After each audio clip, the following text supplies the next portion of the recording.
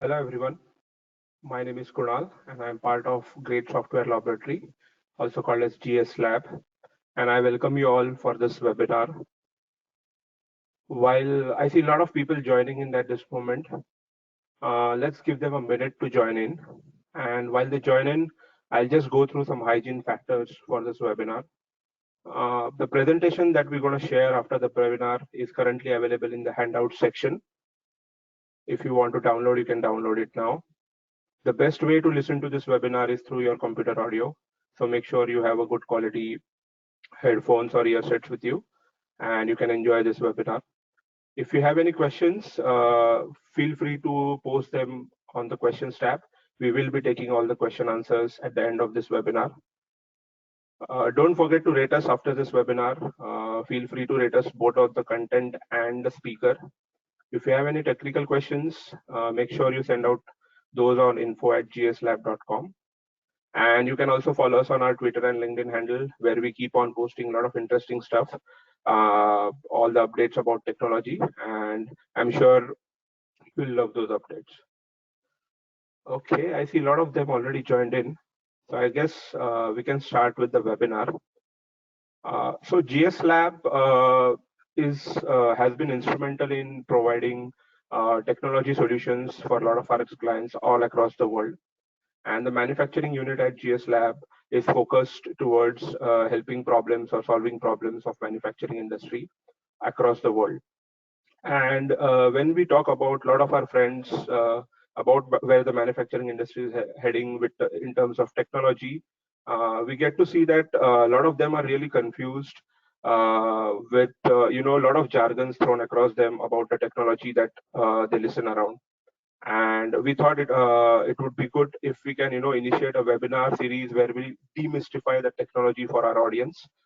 And as a result, we will be coming up with lot number of webinars in this series where we will be talking about various technologies. The today's webinar is going to be on the first topic, which is demystifying industrial IoT, a practical guide to the basics of IoT. And we have chosen this name very specifically as a practical guide because we know that there are a lot of theoretical viewpoints mentioned, but we would like to also throw upon light on what is the actual practical implementation of it. To present this webinar, we have with us Mandar Gadre, who is the Director of Engineering IoT at GS Lab. Mandar has about 15 years of experience. He holds a BTech from IIT Bombay and has a PhD in engineering from Arizona State University. Mandar has his own startup earlier, which was focused on providing IoT solutions for manufacturing and process industries, which later got merged with GS Lab.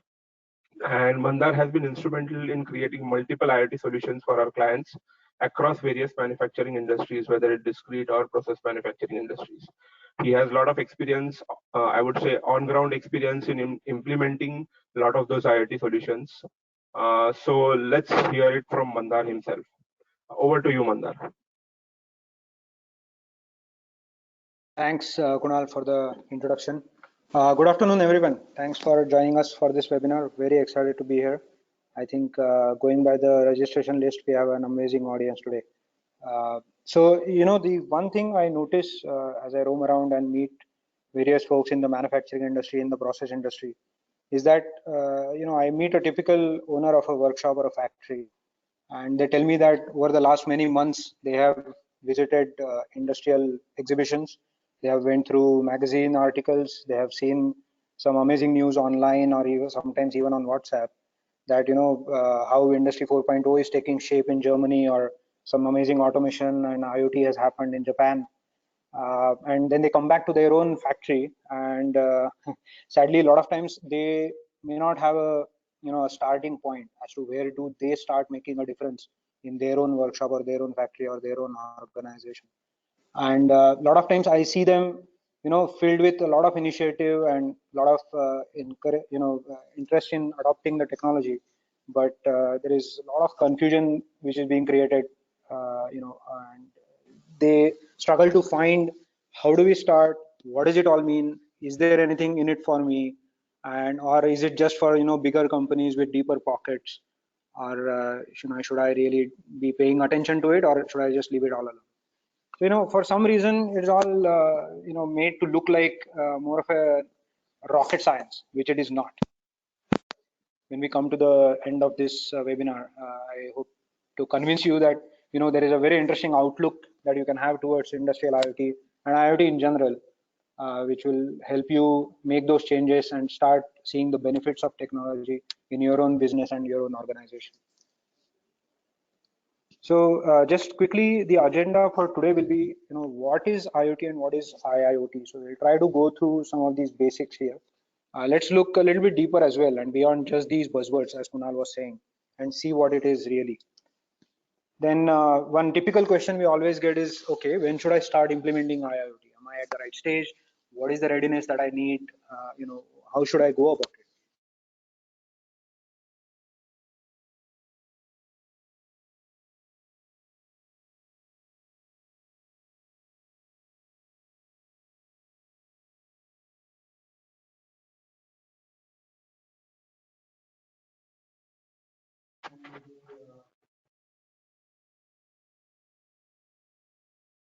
I think just give me a minute.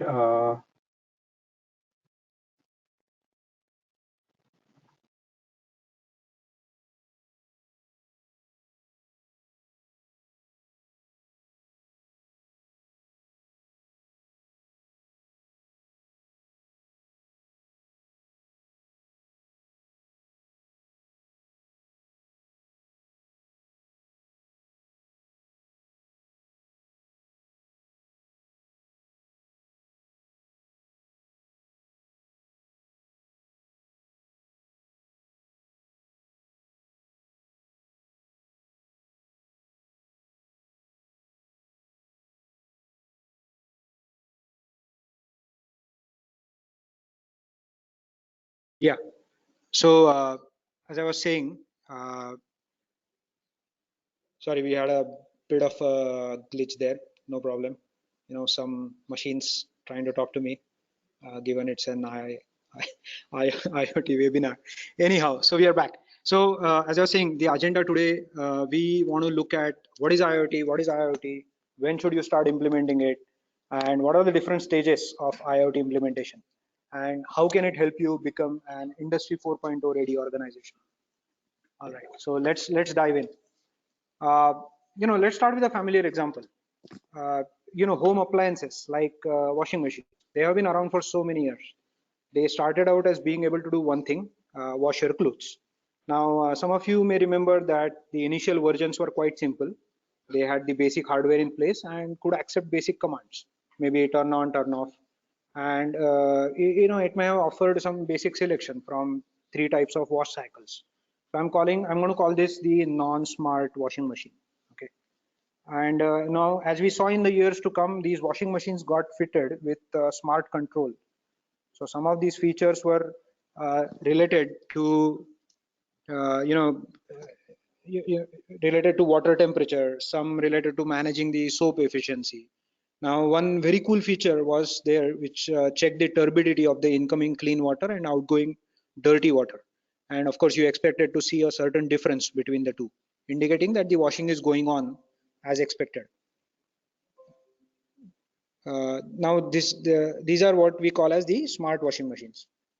And now moving on, there were still some peculiar problems which were left to solve, right?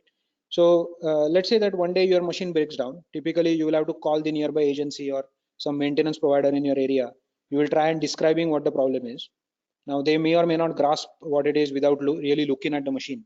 So when they will send a technician to your house and check out the problem, and the technician will figure out the issue, often realizing that a particular part is going to need to be changed. So he will rarely have that part with him already. So what does he say? Okay, I'll return in 3 days with the part. So it has basically cost you a few days to get the issue sorted. It has cost the maintenance folks 2 trips to your place for a simple replacement. You have also paid for about 2 visits in addition to the replacement of the parts. Now, what if instead you could have some way where, give me just a sec. Yeah, you could have some way where you could, have the technician look at the problem from his office. And what if you could look at some technical parameters which may not be always visible to the end user.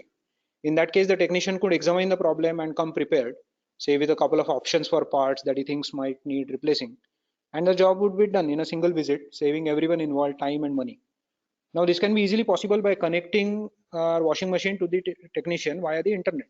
So now your machine can be online, right? So the simple answer to who is online is not just now you, but your machine is online. And this is nothing but the Internet of Things. Now, these things could be your home appliances, your cars, machines in a factory, or lights in a city, or weather stations out in the field, any of those. Now, coming back to the washing machines, there are now models available from, say, GE, for example, which do exactly this. And we can call these the true smart and connected machines. So the IoT washing machines. So just to recap, we have gone from a non-smart and non-connected machine to a smart and still non-connected machine to a smart and connected machine, right? And the icing on the cake is that many such machines can be monitored together, and new insights can be drawn by the collective data. Maybe in a certain geographical area, the water is too hard and it affects the machines.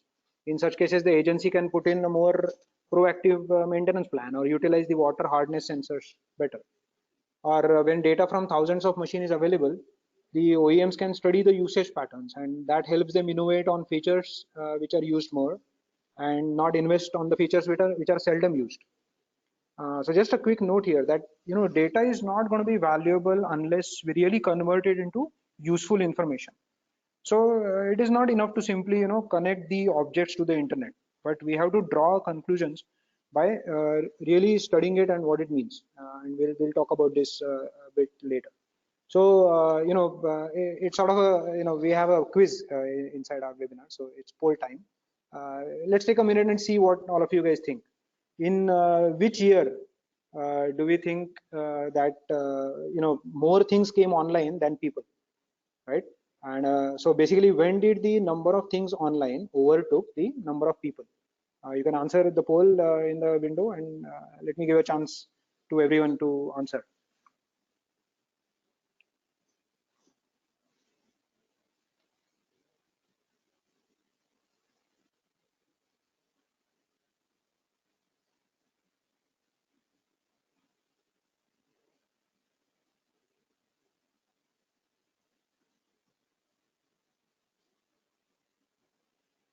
Right?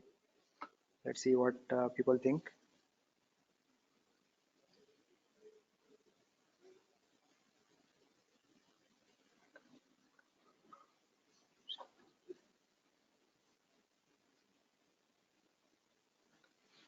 Oh, okay, I see. So the results are back, and I think the results are divided divided equally in the three options. So which is very interesting. So one third of you think that 2010 it was, one third think it was 2015, and one third think it was 2020. All right. So I think the first group has it right. In 2010, we saw that more number of things came online than more a number of people. So in 2010, actually we crossed the barrier, and now our internet can truly be called as moving towards just internet of people and moving towards internet of everything and everyone. Cool. Okay. So that was just to test what do you think about industrial internet and IoT. Now, I know all of our attendees today have come across the term, Internet of Things or IoT in many places, and then there is also this term floating around, which is IIoT, double IoT, not a typo, stands for Industrial IoT. It is nothing but IoT applied in the industrial context. Now, just like we saw the example of our, washing machine, so I would call it the consumer IoT because the product is now sitting in consumers' houses and the companies are connected to it, the maintenance companies are connected to it. Similarly, you could have IoT helping healthcare, IoT helping logistics, IoT helping manufacturing and process industry, so which is the industrial context that we are talking about. Okay, so let's see a very interesting example, to elaborate on the IIoT or the industrial IoT. Now, this huge machine that you see in this picture is called the Mantakraf bucket wheel excavator. It also has a less daunting name, which is the Bagger 293. I actually like that name better. This excavator is the largest land vehicle, right? And it is used for strip mining and removes material equivalent to about the volume of say 10 cars per second. So that's how fast it's working. And this this huge machine costs about $100 million.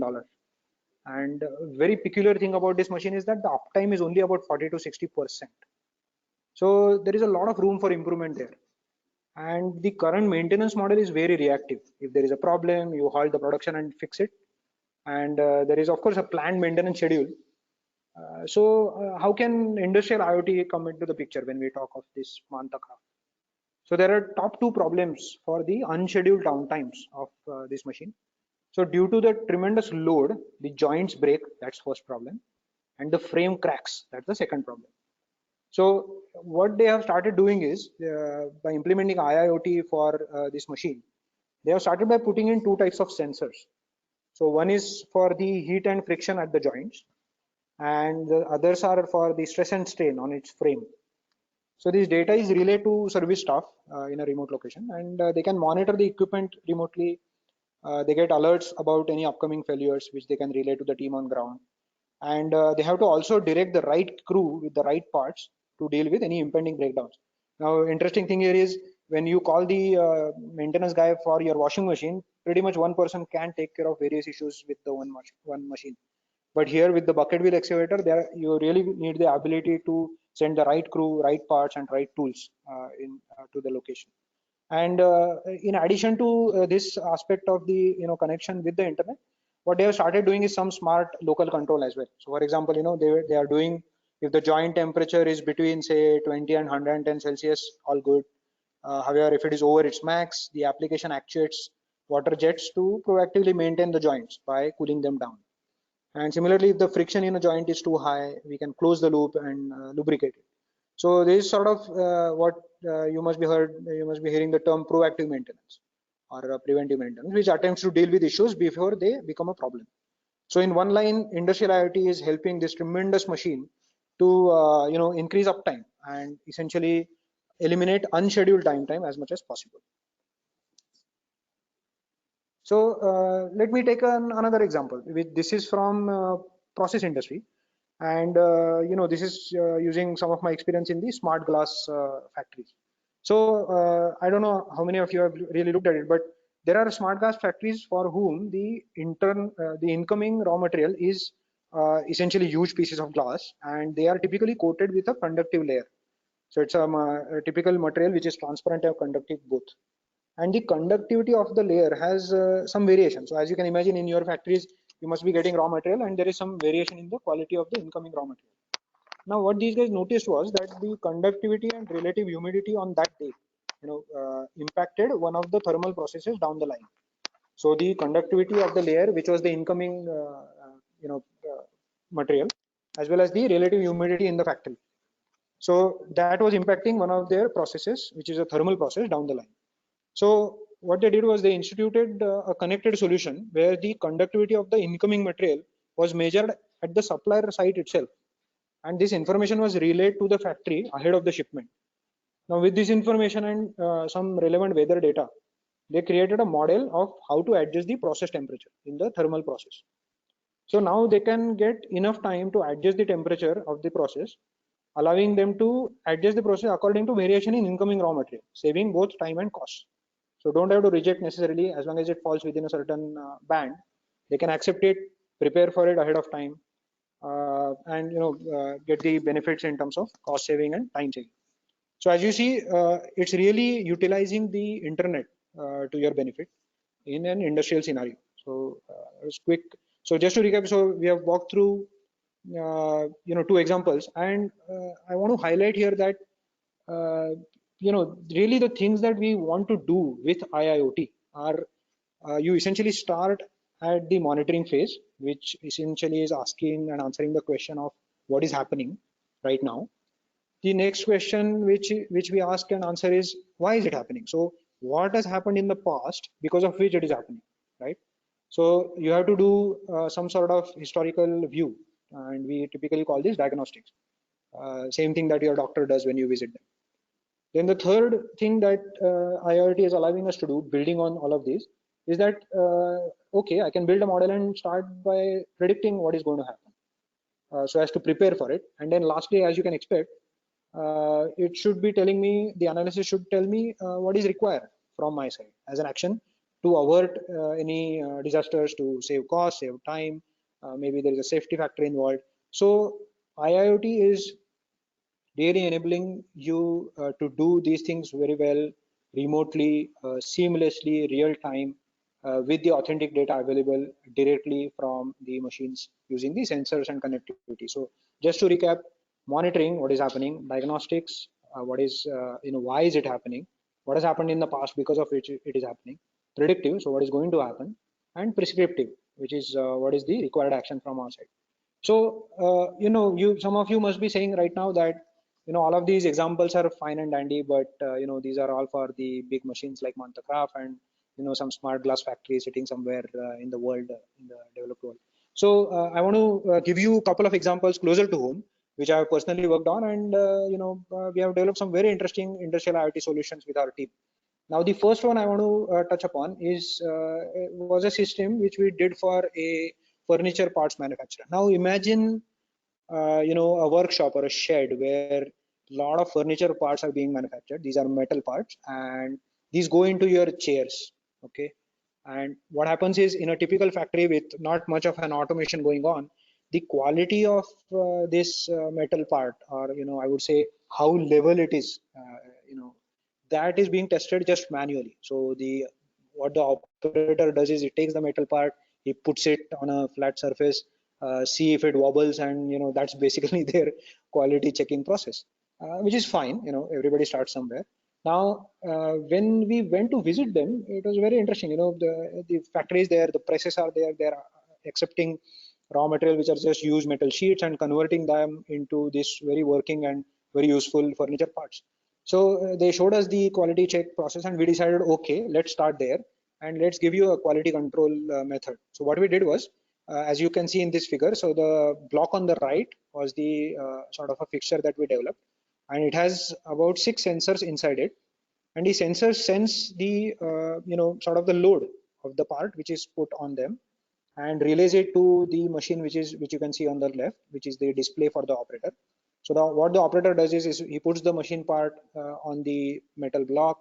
He sees the sensors light up, which either tell him that okay, the part is okay or not, and it also tells it which part of your process machine part is the faulty. So you can take the part of this thing and fix it and put it back and test it again.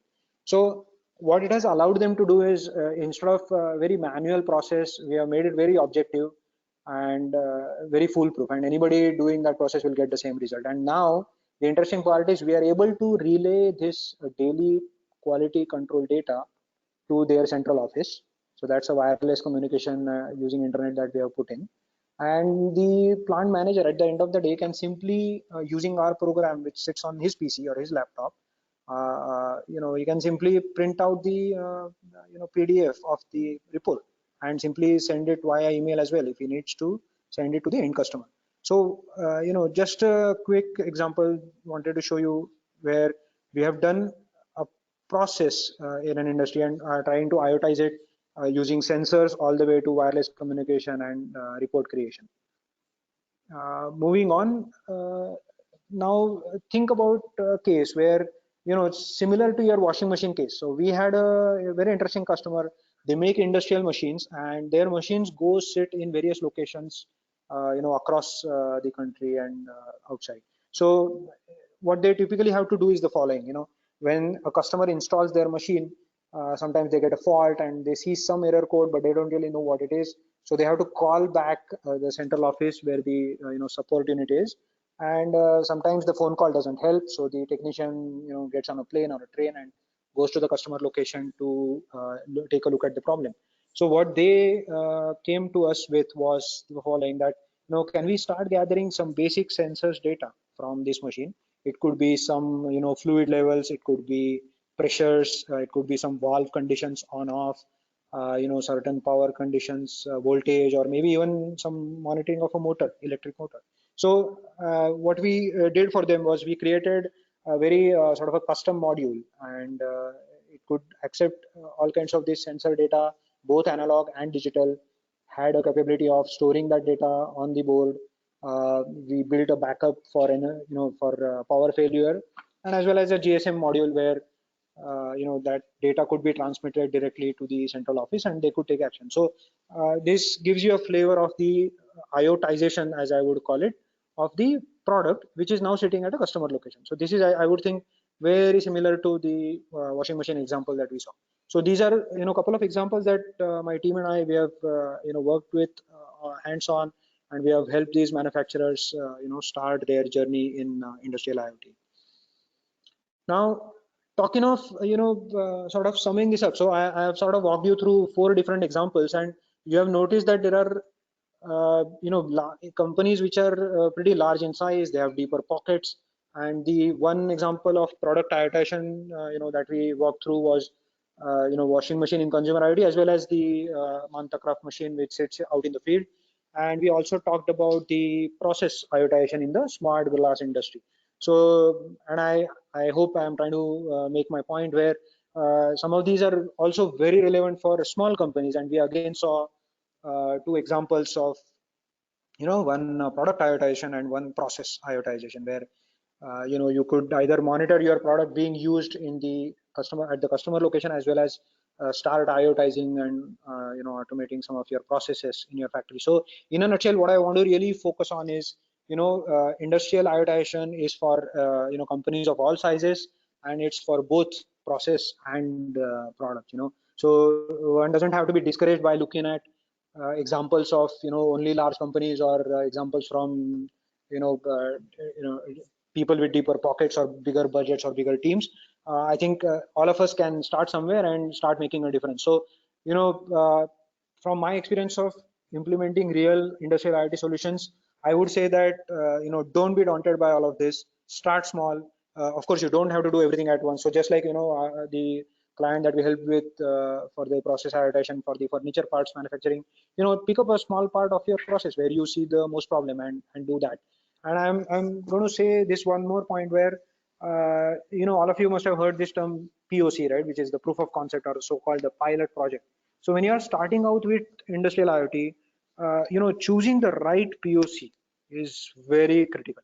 So I'll give you an example. So you may put in some amount of funds and choose a POC and get no return on investment, no ROI from them. Versus a smartly chosen POC can start giving you even a simple a few percentage points of ROI. What it helps you do is that it helps you take up these projects with your management, or even if you are the CEO of the company, it helps you make a decision on this technology adoption, and you don't have to take my word for it or somebody else's words for it. You have implemented a simple POC, a pilot, and you have started to see the ROI. So I would really stress this point that choosing the correct POC, correct pilot, is very, very important, and you can save a lot of time and money by doing it smartly. So far, just to recap, so what we have discussed is what is the difference between IoT and industrial IoT, and we have looked at some examples, and I hope some of those aspects are clearer. And the other thing is, when can you start with implementation? So as I think I hope I have tried to convince you, is you can start at any stage and any scale of your company, and at any stage, and somebody may pick to IoTize their product, or somebody may pick and choose to IoTize one of their processes. It's all fine. You're going to get a lot of benefits out of it if the POC is correctly chosen. So I'll just pause here a little bit. Let me grab a sip of water. Some interesting questions are flowing in already. I will urge all of you to shoot your questions. I know that you have various doubts in your mind, or you want to have me answer and try and answer some of them. So I'll just give you a few seconds to type your questions and shoot.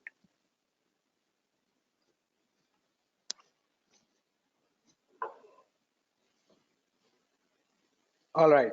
So so let's talk about the stages of industrial IoT implementation.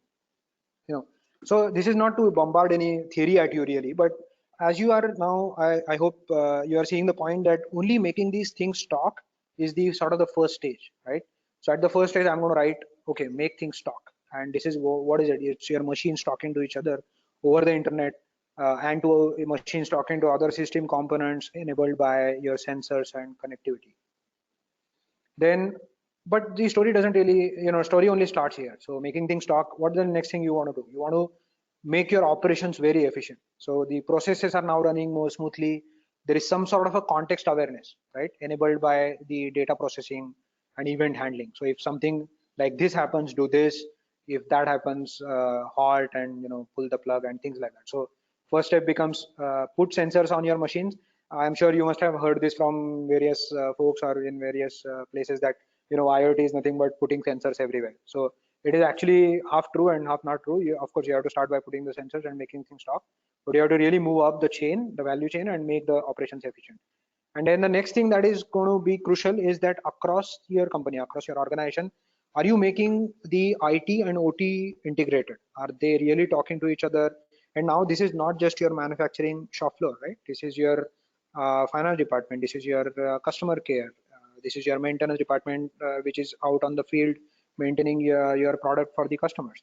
So a really integrated and proactive preventing approach can come through this.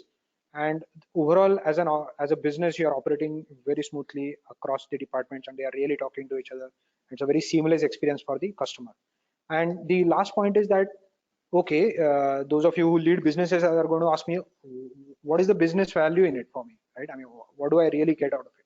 So I would say that at the higher level, IIoT can really be leveraged to give you much broadened value offerings, which means newer business models, which can be enabled by machine learning and predictive analytics. It can mean reaching newer customers or newer geographies, in addition to the offerings.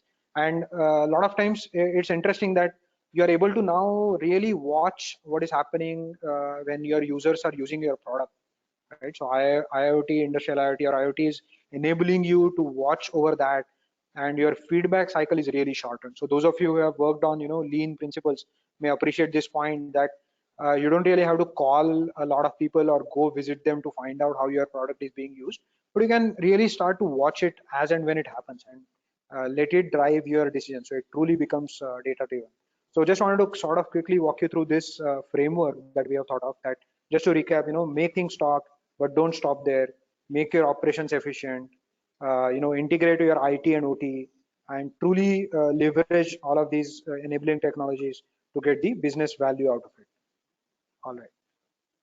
So as I said, there is some sort of a correlation between the four stages that we talked about, right? What the four things that IoT enables us to do. So roughly, I'm saying, it's not, of course, it's not exact, but make things talk. You start by monitoring it, and then you diagnose the problems, and your operations become efficient when you really look at, why something is happening. And then as you move towards more of, predictive and prescriptive, you really get the value out of all of these exercises.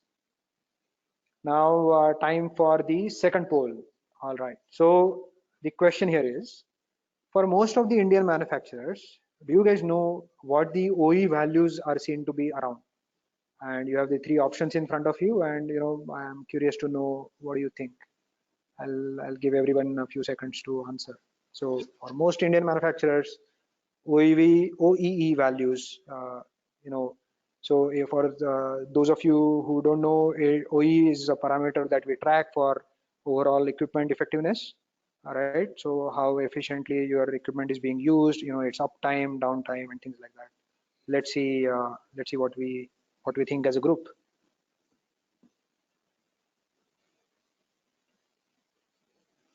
All right.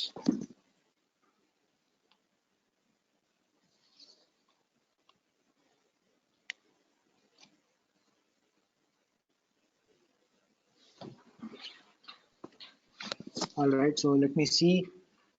We had option one, which is around 50%. Most of you have answered that.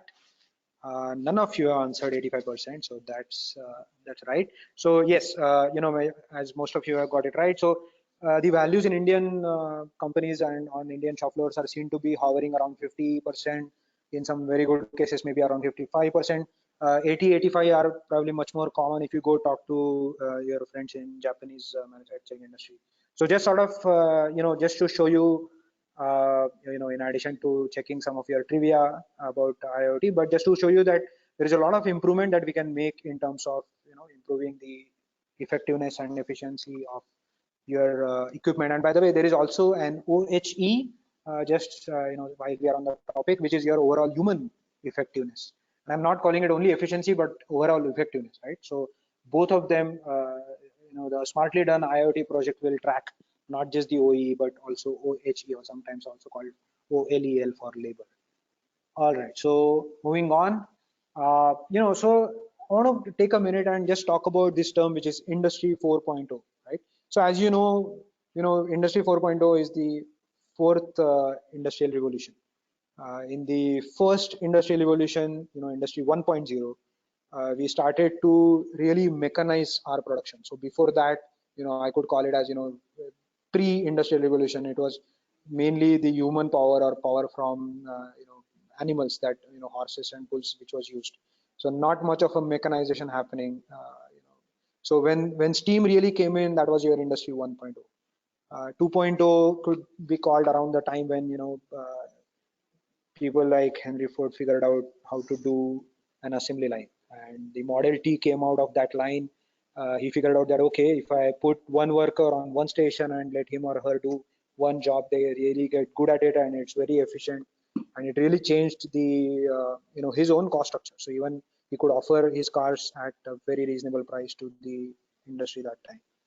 Then came the revolution, which we call as Industry 3.0, which many of the companies that we talk to are around that age where and stage where the now mechanization has happened. Some sort of assembly line is there in the place, but in addition to that, there is a lot of use of electronics. There is a lot of use of automation, which is locally there. So some sort of same like your smart washing machine that we talked about. So some sort of smart control is there. Okay, if you see water temperature dip below this, turn on the heater, things like that. So those machines are able to do that. So that has really leveraged, I would say, the semiconductor revolution. So your controllers have gotten smaller in size. You are not really using any any vacuum tubes now, but you are really using chips. You are using your electronics to the best. And now the fourth industrial revolution, which I now want to talk about, 4.0. So that terminology comes from sort of the software version, right? 4.0.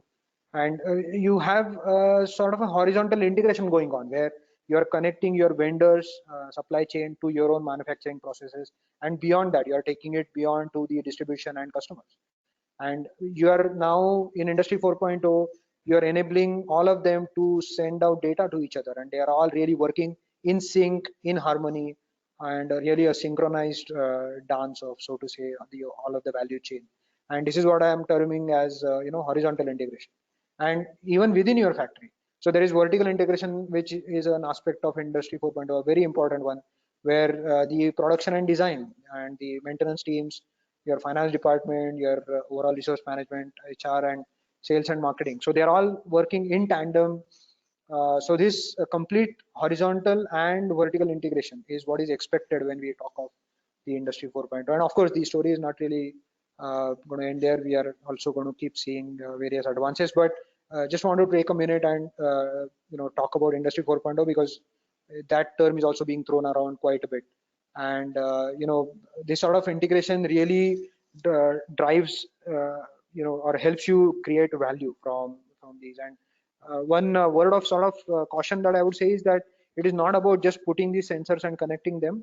My recommendation, or what I have observed, the best POCs I've seen done, or best implementation idea I've seen done, people have always started from the value they want to achieve and let that drive the other decisions that they are making, right? So just wanted to quickly go over the takeaways that we started to cover. Start small, don't be daunted by all of these terms being thrown around.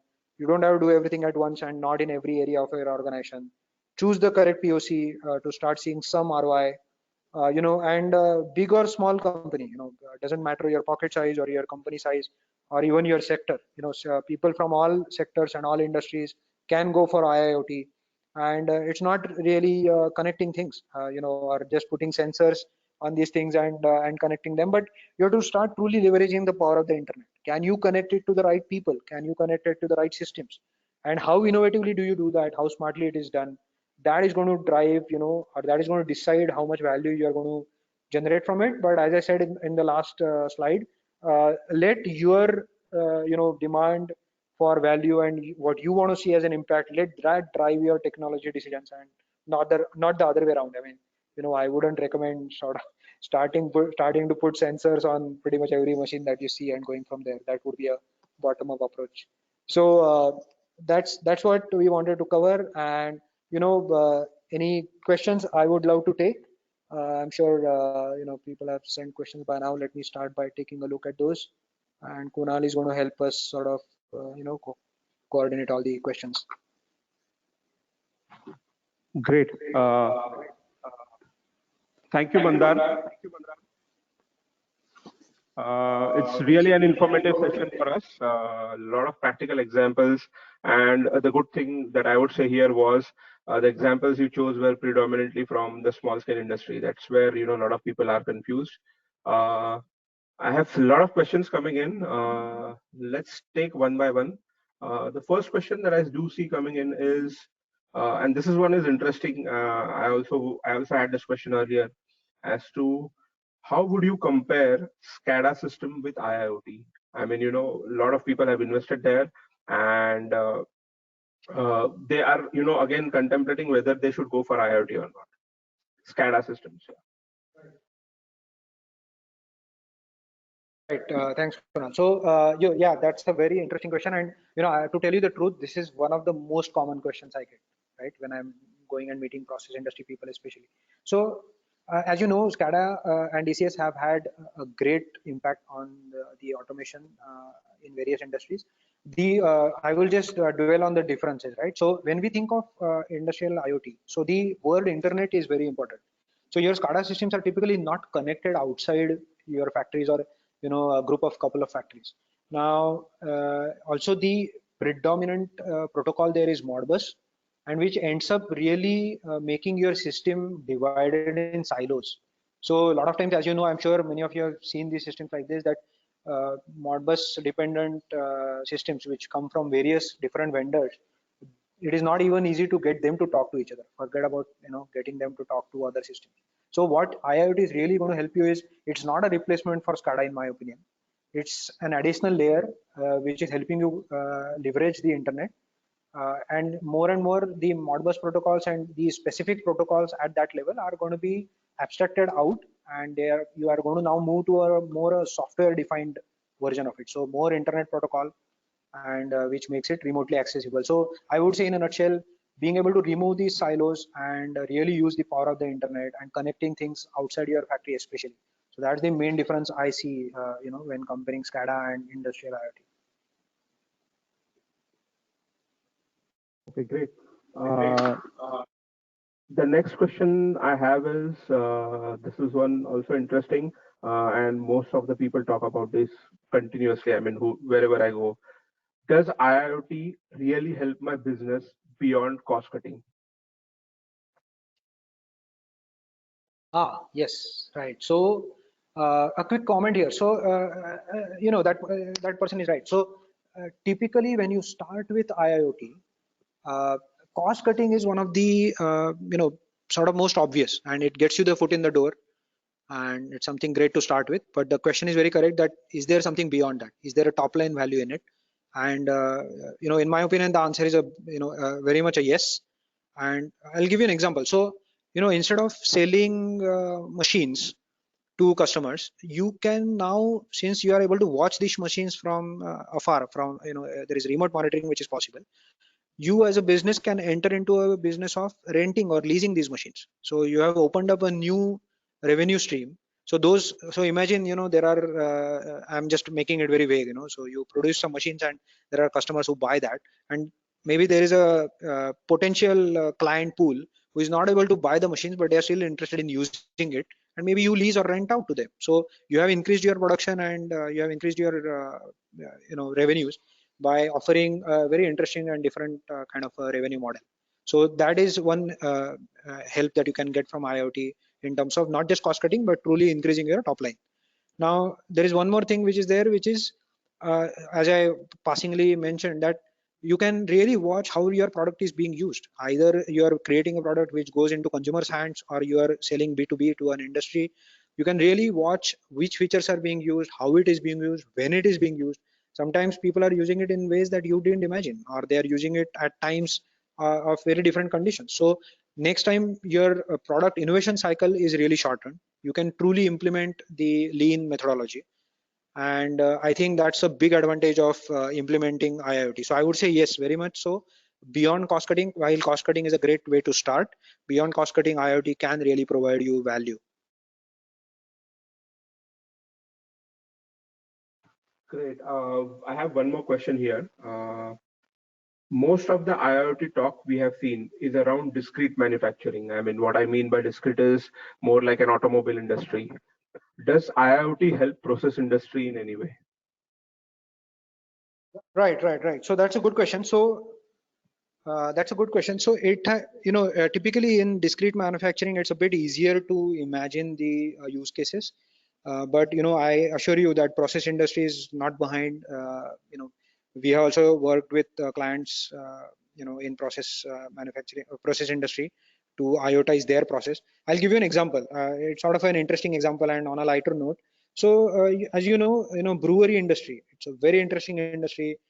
Produces a very high value product in terms of the revenues. It's there worldwide, and there has been a case study that I am referring to now, that IoT implementers have helped the small scale brewery industry, which are called basically microbreweries, with process IoTization, and they have installed various sensors. You could say temperature sensors, level sensors, monitoring pressures, and have helped automate the process and smoothen the overall operations. So the additional feature from SCADA, touching upon that question that we got earlier, is that now this data is also available for remote monitoring, by the owner, or by some other consultants who are consulting many of such microbreweries, and also of course the production managers if he or she happens to be out of town. So all of these benefits are being brought even to process industries like breweries. So very much so, there are examples from process industry as well where IoT can play a role. Not an issue. Great. I think we are already over time, but I personally like this question very much, and I would like to take this question upfront. We will be taking this as the last question, but all those who have sent out their questions, we will be sending out a Q&A copy of this webinar to everyone, answering all the questions that they have sent across, and we'll also make sure that all the questions are available for everyone who has attended this webinar today. So the last question for today, Mandar, it's a two-word question, and I really like this question is what next? And what I assume is what the person wants to ask is what next after Industry 4.0, and will IoT help us there? Right. So what's next after Industry 4.0? Industry 5.0, right? So no, but on a more serious note, so as I mentioned, the story never really stops. We have seen tremendous advancement in technology over last many decades, especially in the past 10 to 20 years, and it's not really going to pause here. So in Industry 5.0, what I think is going to happen is we are already starting to see custom manufacturing, but it is not yet at scale. So we have not really figured out how to provide custom made consumer products or industrial products to the customers, but at scale. So I think my prediction in one line is custom manufacturing at scale at retail prices. So that's what I think it is moving towards.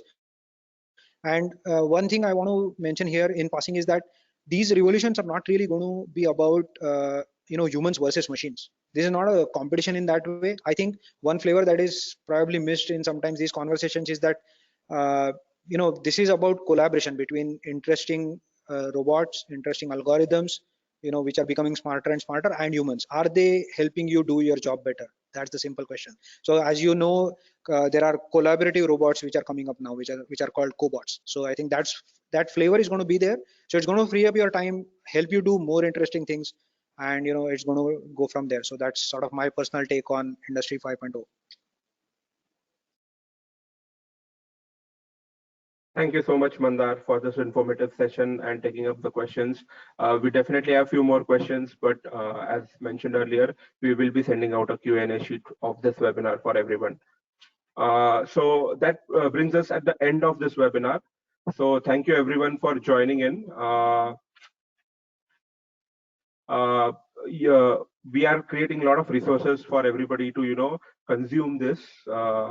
So we have created a free ebook which you can go ahead and download. You can visit GS Lab website and you can download the ebook called Journey from Digitization to Digitalization.